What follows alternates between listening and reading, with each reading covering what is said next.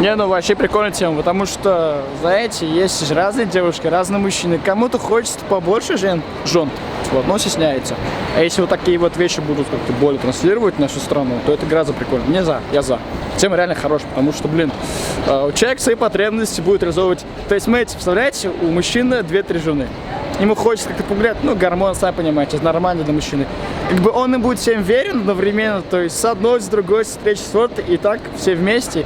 И дети будут разные, и генофонд будет разнообразным, свойственно мужчина свою роль выполняет биологическую. Все довольны, счастливы, никто никого не обманывает, брак будет прочный.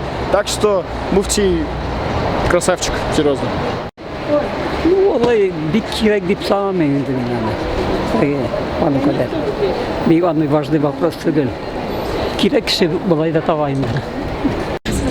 Ну, мы думаем, Мы что за многоженство Да. в России. Почему? Потому что каждый мужчина вправе иметь столько жен, сколько ему нужно. То есть, допустим, одна его уже не удовлетворяет в сексуальном плане, и он может воспользоваться второй. И с третьей, и с четвертой также. Да.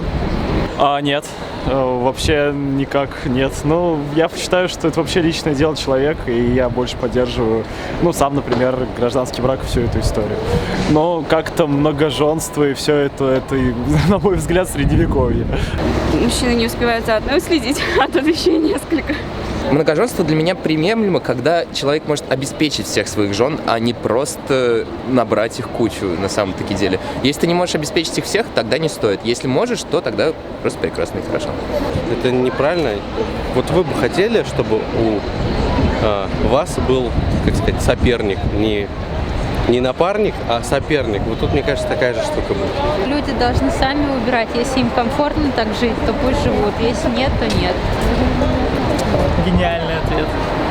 Но при этом девушка не должна принуждаться к этому. Она должна добровольно к этому прийти. Если ей так комфортно, то пусть живет. Думаю, можно. Главное, чтобы условия были. Все. Если ты можешь содержать хоть 3, хоть 4, пожалуйста. А если как бы в карманах пусто, тогда извини меня, будь один, гуляй, отдыхай. Ну, это решило бы проблему одиноких женщин, действительно. Ну, типа, если девушка хочет больше проводить времени с подругами, соответственно, одна из подруг может стать и второй женой. Ну, это так, в шутку. Множество международных норм против этого. И я думаю, что религиозные лидеры тоже многие, не знаю. Ну, я тоже не очень хотела. Я хочу быть одной женой своего мужа. Нет, считаю, что нет, не надо. Ну, потому что это некрасиво.